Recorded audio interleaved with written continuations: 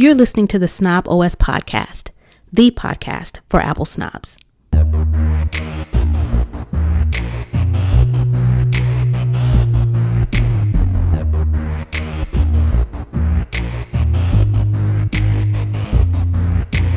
Hey, this is Nica Montford, aka Tech Savvy Diva. Yo, this is Terrance Gaines, aka Brother Tech. And welcome to the Snob OS show, the show for Apple snobs, where we talk all things Apple and then some. Welcome back, everyone, to this week's show. Before we jump into all of the juicy details, a couple of housekeeping notes. Again, first off, thanks for continuing to listen and to support our show. And you can continue to do that by listening or watching our show on Apple Podcast, Spotify, or YouTube. And also be sure to click the like button, 5-star reviews, drop us a line. We will definitely appreciate it. Also, if you want to go in a little bit more on the Snob OS podcast, you can head on over to patreon.com/snoboscast to learn how to become a snobist, which is our Patreon supporters. Being a snobist gets you access to the show live and also gets you access to some exclusive content. So definitely check that out. Before we jump into the show this week, we are going to cover a couple things. The girls are fighting. A couple of Taco's friends are not happy with each other. Also, we've talked about how Apple and this AI business is struggling. We're going to talk a little bit more about, is there a possible solution for that? Also, could be a low-cost Mac in the future. That's what the rumor mill is saying. And Sam Altman, the CEO and the founder of OpenAI, has now decided to jump into a new arena. And we got to talk about the battle of the genes, because apparently genes mean multiple things. And finally, we're going to talk about getting a download of your iCloud photos in the hookup. So before we jump into it, a little rundown of what you can expect. So let's go ahead and jump into this week's show. We're going to kick it off with the lowdown, where we talk all things Apple. Taco's besties are fighting. Now, if I were a billionaire and I had all the money in the world, there are some other things that I would be doing that would be fun. But the richest man in the world is basically essentially complaining that Apple won't put his apps at the front of the line, won't put them as the marquee in the window. Muskie, your boy, latest beef is with Tim Cook, and why Apple's response was a little bit surprising. So Elon Musk is basically saying that he's threatening Apple with a lawsuit because Apple is prioritizing ChatGPT over Twitter and Grok in the App Store.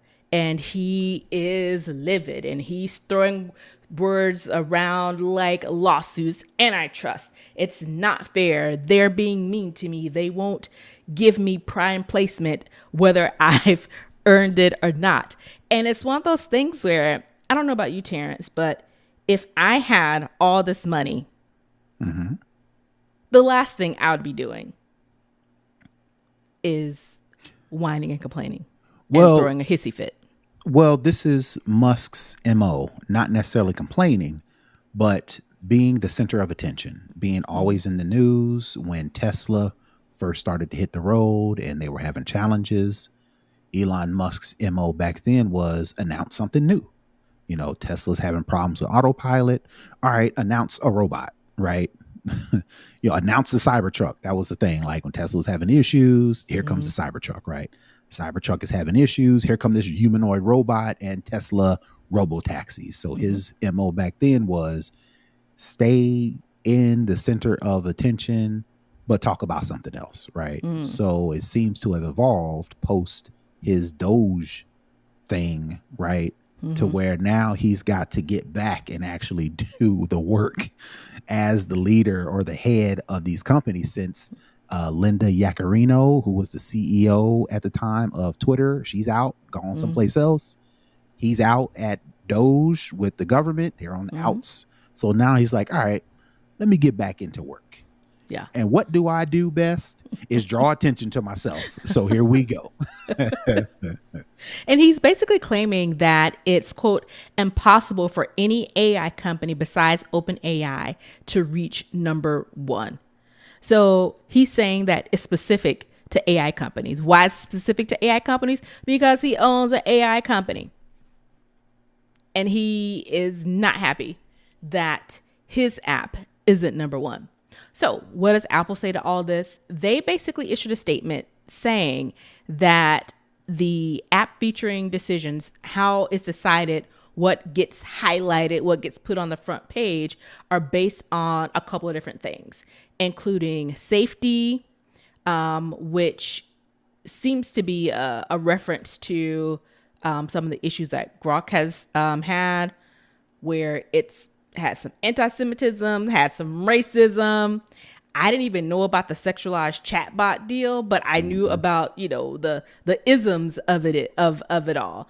And he hasn't actually started any legal proceedings. Right. He's just threatening legal proceedings. Right. So it's just like, again, I think it's like you said, hey, look at me, watch me. Why isn't anybody talking about me anymore? Why am I not the most popular guy in the world? And I really think he thought being a part of the US government was going to make him really popular. Then he realized that people don't really like the government sometimes, especially when it's this particular administration, and particularly when people aren't getting what they want.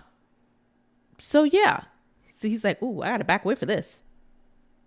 Yep. Again, like I mentioned, I doubt if there are any lawsuits coming. Again, this is, like I mentioned, a distraction, and it could be distracting from the fact that Grok has controversies with anti-Semitic, racist, and sexualized content, to where it's becoming an issue, to where Grok is getting a bad name. Mm-hmm. And then, not to make matters worse, Apple recognizes that Grok is over here tripping. So they're like, yeah, we ain't trying to, for safety reasons, promote that. For safety quote reasons, unquote safety reasons, safety right? reasons, we ain't letting you whatever, right? Which, again, 1 + 1 = 2, but we're talking about Elon Musk here. Yeah. This guy. All right. Next up, Perplexity is a pretty well-known AI company, and they seem to have it right. So, in all of Apple's issues with AI, they've talked about in the last earnings call how they are open to purchasing other companies who have it together, who are making it work. And Apple is seeing, you know, Apple has always been able to attract some really great talent from all over the world. But because they can't seem to get this AI thing right, I think a lot of people are shifting out of Apple and going to other places where this is actually working. I think that speaks to a little bit of the discourse that's going around within Apple with how they manage Apple Intelligence. But the question is, can a company like Perplexity, can Apple buy them?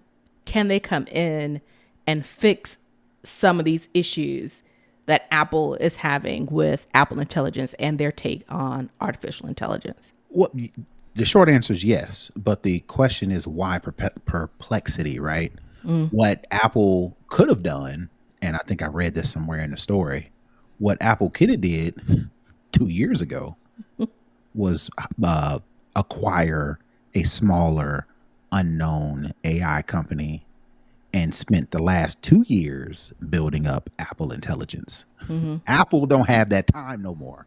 They are running out of time. Back against the wall. They cannot afford to buy some little small company and wait 2 or 3 more years until they've cracked the Apple Intelligence code.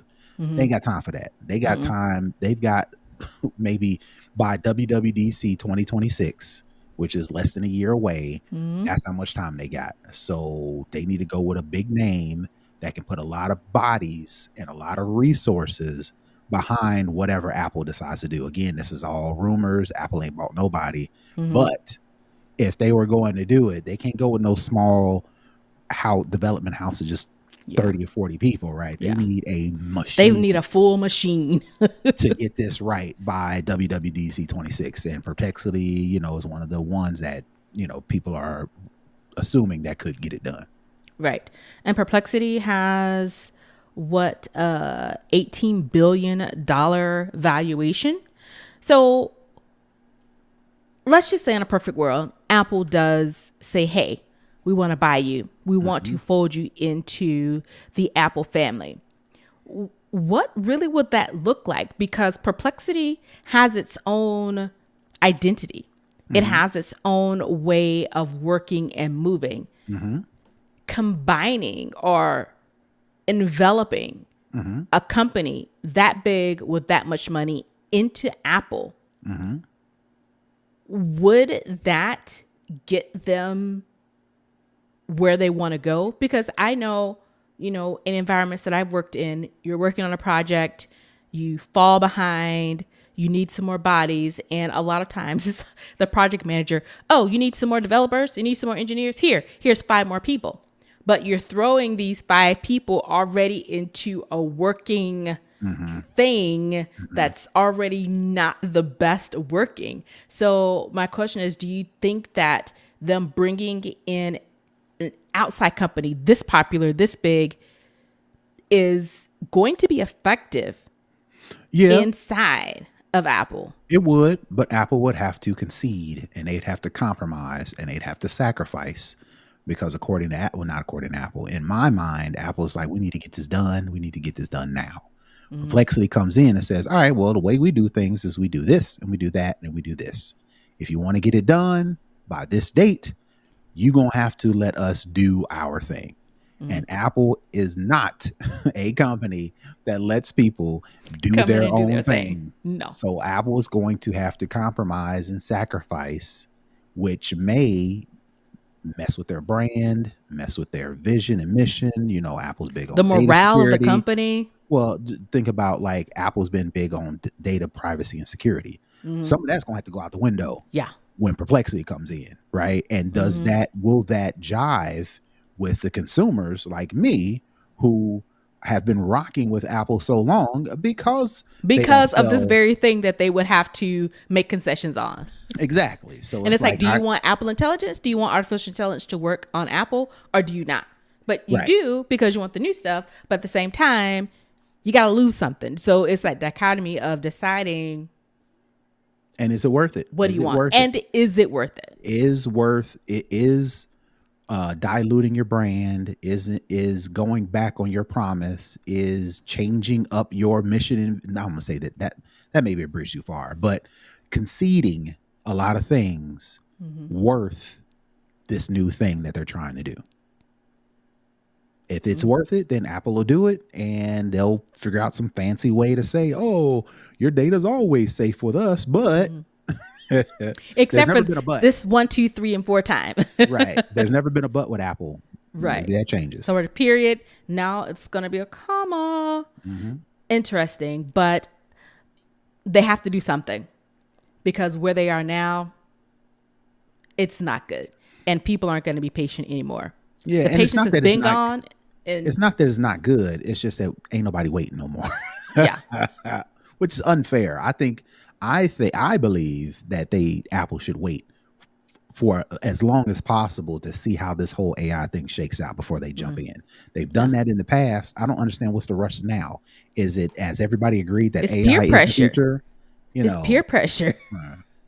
It's pure peer, because everybody else has it. Like we talked about earlier in the Snobbish show. Become a patron. You can get that conversation. People want things now. They don't want to wait. And it's just like, I'll pay for it. I'm willing to deal with whatever. Just give me what I want. And everybody is on the AI powered something or other, or we're using it for this. And I don't think I've seen a lot of people compare AI to the .com bubble. I don't think it's the same as the .com bubble, but I think there's going to come a time when what the everyday man thinks of AI is going to topple out, but not what actual AI is. So I don't know. It's I don't know. We're just in a weird place, man. With everything, it's all nuts. Yeah, But we need to slow down, but that ship has already sailed. yeah, long gone. You know the old saying. In undergrad,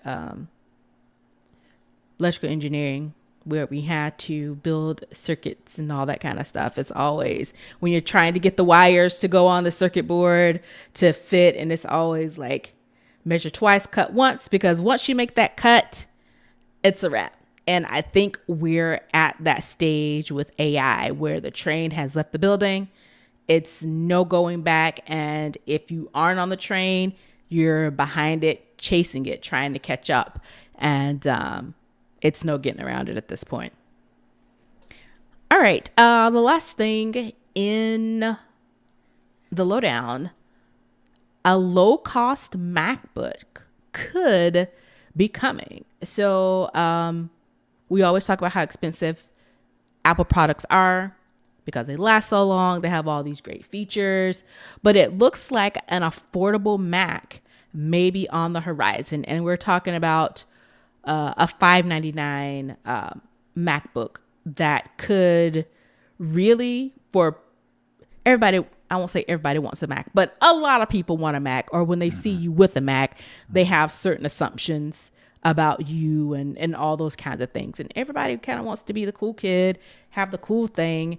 And bringing in this low-cost Mac reportedly coming early 2026, that will be $599 with the education discount, as opposed to the current entry-level MacBook Air, which is $999, and I think it's $899 with the educational discount. So you're saving about $300.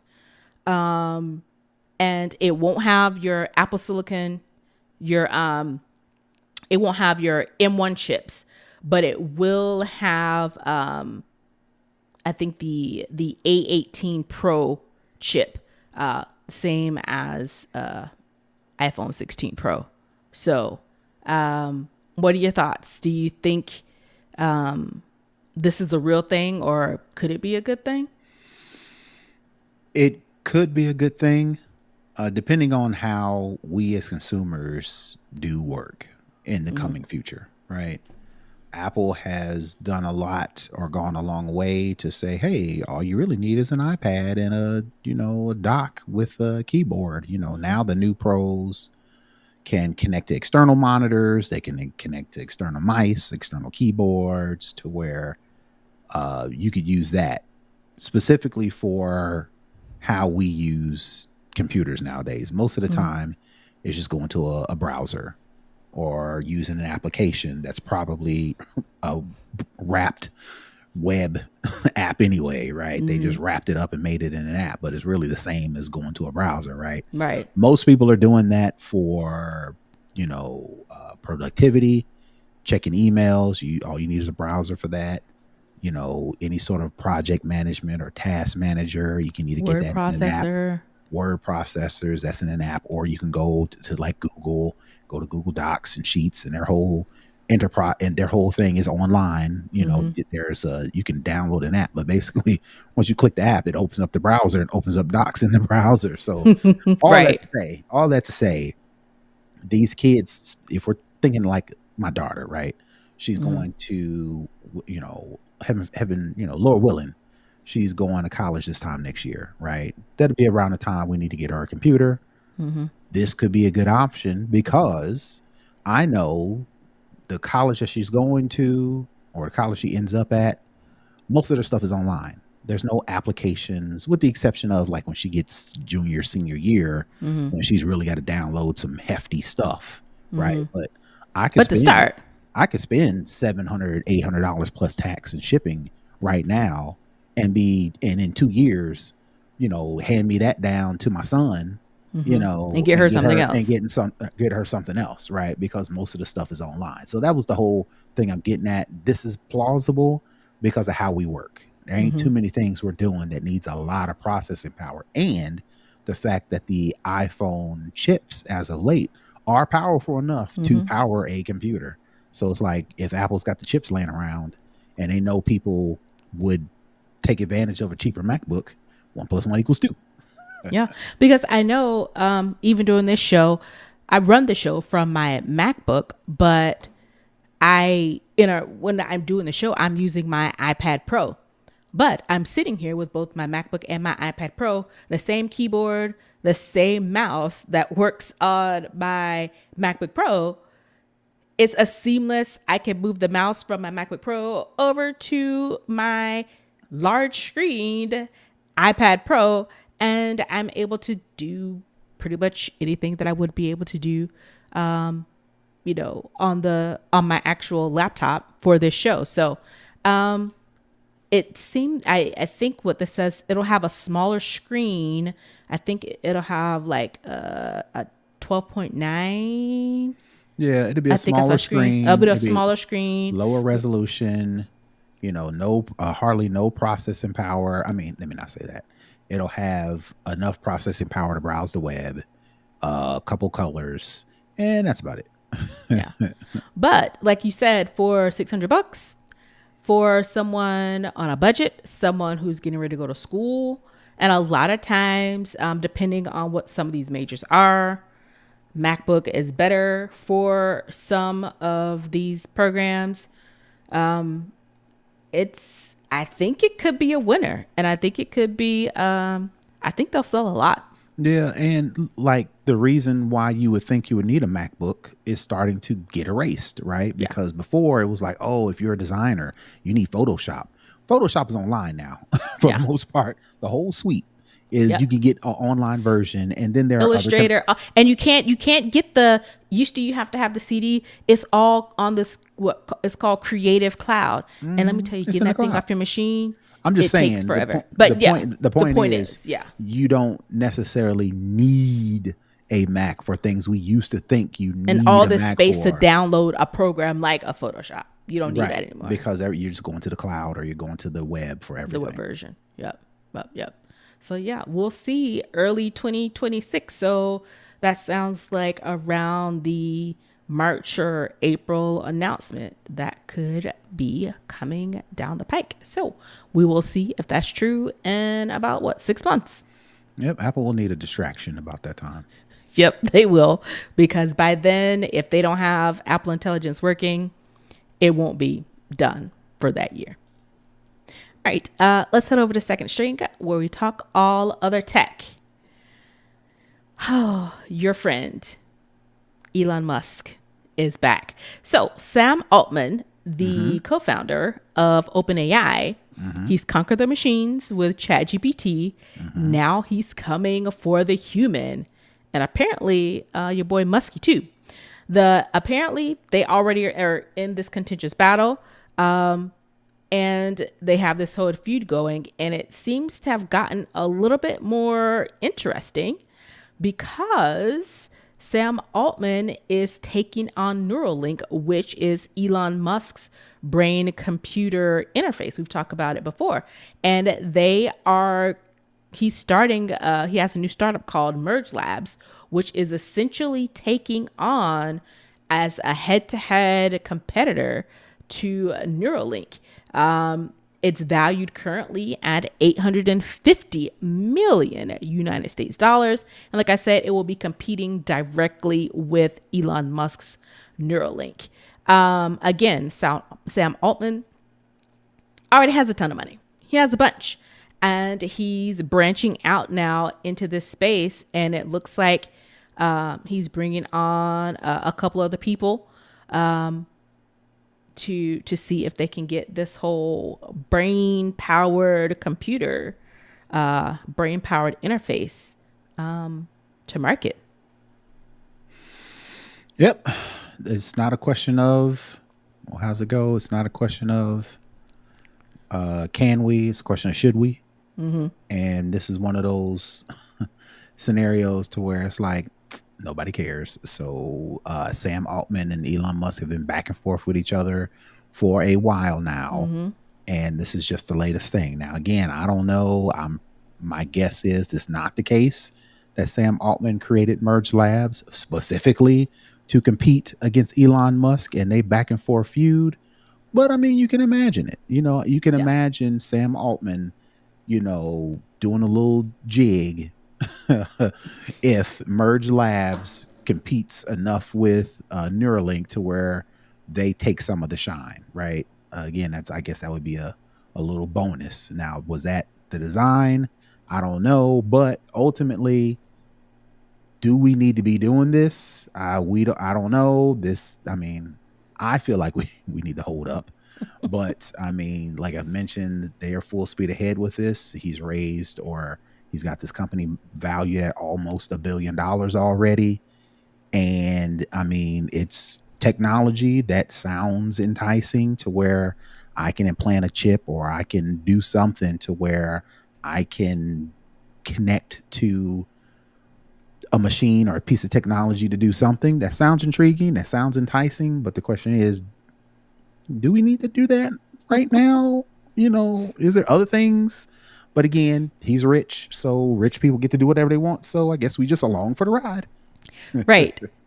And I tend to agree. I'm definitely down for the incubators. I'm definitely down for advanced tech and, doing things that we haven't done before. And my issue is knowing what we know about these two individuals. What is the likelihood that they're doing this ethically? What is the likelihood that they are doing this the right way and thinking about humanity overall? Because I think people who have this much money, they are so far removed from the actual humanity of people. We talked about empathy in the pre-show as well, and how it seems to be lacking with people. And when you have this much money and you're this far removed and you can literally do whatever you want, it's like, are they the best people to do this? Do they have good people around them? And I think it's definitely a little get back, a little nudge for Sam Altman to be doing this against Elon, because as we've seen, Elon, similar to Apple, back is up against the wall with a bunch of different things. So now this is just another thing, another front for him to scream and jump up and down about and be mad about something else. And again, like I said, if I had this much money, I'd be doing something else and not this. But again, that's why I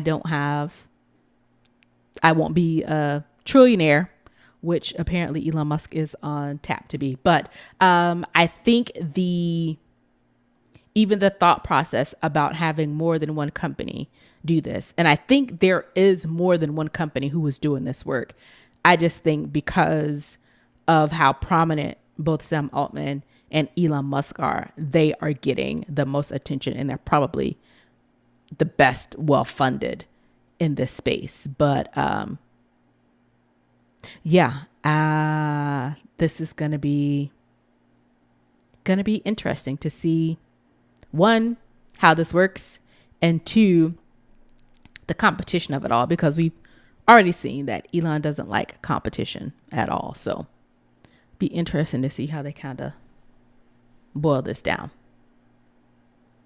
All right, that is going to wrap up Second String. Let's head on over to For the Culture, where we talk about what's going on. So there is a battle of the genes, not GENE as in, DNA, but genes as in denim. So Beyonce, we talked about her a little bit earlier. Her Cowboy Carter tour has finally wrapped. In conjunction with her tour, she had this, this activation, for lack of a better word, with Levi, the denim company. They did some custom outfits for her show. She's done some commercials for them. She even has a song called Levi Jeans on Cowboy Carter. They are all in on her. We love Beyonce. We're going to give her all the things. We're going to give her all the promotion. We're going to do the commercials, take her fan base, all that good stuff. Well, what's the problem with that? Sydney Sweeney, who I only know from the TV show Euphoria, is the spokesperson for American Eagle, which is a jeans company. Last week or the week before, fairly recently, she debuted an ad with American Eagle. Basically, it was like a 30-second spot where she's laying on the floor, zipping up her jeans, very in a sexual way. You know, she has a top off, boobs are kind of out, and she's talking in this real weird voice, talking about how, you know, your parents contribute to your genes, you know, that determines your eye color, hair color, all that kind of hoopla. And so there's a lot of controversy behind that. People are saying it's low-key dog whistles for eugenics. And, you know, because she's a very pale, blonde haired, blue-eyed white girl. And they're trying to say they're sending subliminal shots about white supremacy. Then a couple days later, the final ad that Beyonce had for Levi jeans comes out. Beyonce's very fair-skinned. She has this blonde wig on, looks a little bit like Marilyn Monroe. And then all hell breaks loose. All the right-wing people are, Sydney Sweeney is perfect and she's great and she's a Republican. And look at Beyonce. They said that Beyonce is trying to culturally appropriate whiteness because she had on a blonde wig that looked like Marilyn Monroe. There are people who are saying, well, Beyonce really isn't black. Look at how light her skin is, not realizing that black people run the gamut of skin tones, and she has two black parents. But yeah, so now it's a whole right-wing thing going on where everybody's talking about, everybody's mad because they're saying it's the worst thing to be, you know, they're just hating on this girl because it's white and people are mad because she's white and all these things. And then the whole Beyonce thing, it's just stupid. The whole comparison thing. Now, I kind of get the dog whistle with the ad with her being, you know, blonde hair, blue eyes, jeans and parents, and the whole play on jeans denim and jeans biology. Have you seen any of this? Nope. I have not seen any of this. The only thing I saw was, I thought I saw Piers Morgan saying something about cultural appropriation as it relates to Beyonce, and she looks or has it's from this ad. Yeah, it's a similar look of Marilyn Monroe. I don't know how that's cultural appropriation, but all that to say, Levi's and American Eagle, their stock prices have went up since this whole controversy. Mm-hmm. So I guess there's no such thing as bad press. What you described as far as making it a racist thing, you know, people are reaching. Clearly, in my opinion, the people who love Sydney Sweeney, which I couldn't pick this girl out of a lineup. Couldn't. If she walked past me, I would not notice, right? But that's not a indictment on her. You know, she's probably just out here just doing her thing, and they came up with this idea for this ad, and she's like, bet, you know. Okay. So I ain't, you know, throwing shade at her or anything like that by saying I wouldn't recognize her, but a lot of people love her. Apparently, like you mentioned, she's on that Euphoria. Or she was. I don't think a lot of people love her. I just think they are using her. She's a talisman for them. She's a new Taylor Swift, right? Yep. You know, and it appears that, from what I can tell, people have issues with Beyonce. People in general. Yeah. Whether you black, white, man, woman, what, right? Yeah. She is super scrutinized. Mm-hmm.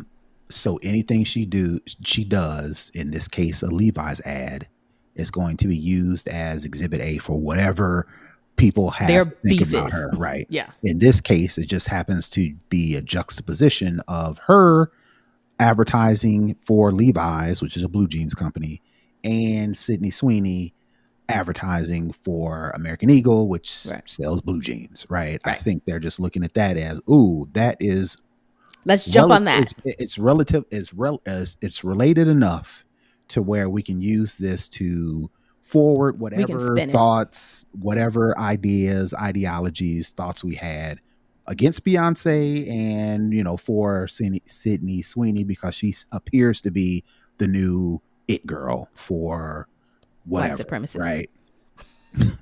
Yes. Right. Again, I ain't gonna put that on her, because even though, according to Donald Trump, who jumped all in this, made a point to say that she is a registered Republican in the state of Florida. Dang, Yeah. why you get all in my business like that? They went and looked up this girl's registration. And the thing I think that they are really jumping on, I think she only became a registered Republican in 2024. So just last year. So it was Oh, recent. So she and see probably, all the stuff going on. She's like, yep, I'm yeah, signing up for that. but then also, I don't know this girl's age. This may be not the first, but I think she may be she late ain't too 20s. many elections she could have voted in, maybe. So maybe she missed the first one go around. So she registered again. I ain't knocking her for her political ideologies, especially because you can't, well, She's you can. 27. Okay, so she's missed a couple cycles, right? So, like you mentioned, you could put something into, now she figured now's the time to register. Now's the time to register as a Republican. And, people use that for fuel for whatever they wanted to do, Yeah. right? But ultimately, I want to believe that people are just trying to use this to push whatever agenda. Push whatever agenda they have. They're But using her for that. my problem is, we've fallen for it. We've fallen Because this is for what it. we're talking about. There, when I went to find, because I knew about this, but I was like, let me find an article to go with it. And I typed in Beyonce, and I start typing as for Sydney, and it Hmm. popped up Sydney Yeah, Sweetie jeans. because it's got And millions and it's millions of views, so and many articles. yeah, sure, so many searches. So these articles are picking up on it because it drives clicks. We're Yeah, talking about it because it drives viewership, yeah. and we're falling Everybody's for talking it. about it. I mean, again, it's cultural, it's relevant, Yeah, especially with this whole everything that's going on. I get it. But it's like, when we just going let it just be news and we keep thumbing, because this has nothing to do, has no impact these two things are whatsoever. not related. It just And so not even that. happened And that not even just that. It has no impact on me personally. I don't buy Levi's jeans. I don't buy American Eagles jeans. I ain't a Sydney Sweeney fan. I ain't been to no Beyonce concerts. I'm pretty sure, again, that's just me, but I'm pretty sure most people are in that same category. They can check those three boxes. Have you bought Levi jeans in the past 3 years? People, no. Have you bought American Eagle jeans in the past 2 years? No. Have you supported Sydney Sweeney outside of going to a couple movies? Yeah. Or I've watched Euphoria, and I watched her on Saturday Night Live. Have you been to a Beyonce concert? I can't afford Beyonce tickets. So, all of those, right? Most people fit into those categories, but it's crazy how this is front and center because reasons. reasons. Yeah. All right. Let's go into the hookup for our tech tip of the week. Yeah. So I am always advocating for people backing up their data, back it up to your computer. What most people do is, it is more convenient to back up to the cloud, specifically iCloud. If we're talking about, you got all these thousands of pictures on your phone, on your tablet, you want to make sure that you have a copy just in case anything happens. You can upload the iCloud all you want to, but you also need an alternative or an additional backup. And if the pictures are more important to you, there is a way that you can request a download of your iCloud photos. And basically how you do is you have to go to and open Apple's data and privacy website. Of course, you got to sign in with your Apple account. You go and click request a copy of your data. Then you scroll down and choose iCloud photos from the list of things you want to download. I'm pretty sure there'll be, do you want to keep your notes? Do you want to keep your reminders? Do you want to keep your calendar stuff? If you're just trying to back up your photos, you can just make sure the iCloud photos is selected. Click continue. On the next page, you have to choose the maximum size for your backup files. Now, this don't take a lot of math, but you got to look at your pictures. You got to consider your upload and download constraints. Like if you're with a internet service provider and they start throttling you at 12 gigs of downloaded data, you have to choose what size file for your downloads. So if you've got 20 gigs of iCloud photos and you want to download them in 2 gig clips, you select that size and then it'll send you all those different files to download at a 2 gig size. If you don't have no problem, you can select 20 gigs and it'll try to download all that into one shot. Once you make that selection, you click complete request, and it'll take maybe 2 to 4 days for Apple to say, hey, your download is ready. Click the link in the email or the notification. It starts to download. So that's my hookup for the week. Again, it seems kind of you're going through a couple steps, but that is so much better than you logging into your iCloud and can't find your photos, right? Yeah. So that's my hookup for the week. You can, in fact, download a copy of your current iCloud photo library, but you just got to go to Apple's privacy data and privacy website and request that download. I know I had to do that when my cousin passed and we were trying to close her iCloud account. So I had to go through that process, and she was a shutterbug and she had tens of thousands of photos and videos, and it took a hot minute, but we finally got it all. So it definitely is a process that works. It just got to have some patience. And it always helps to have a hard copy. You know, you can trust Apple, you can trust the cloud all you want to.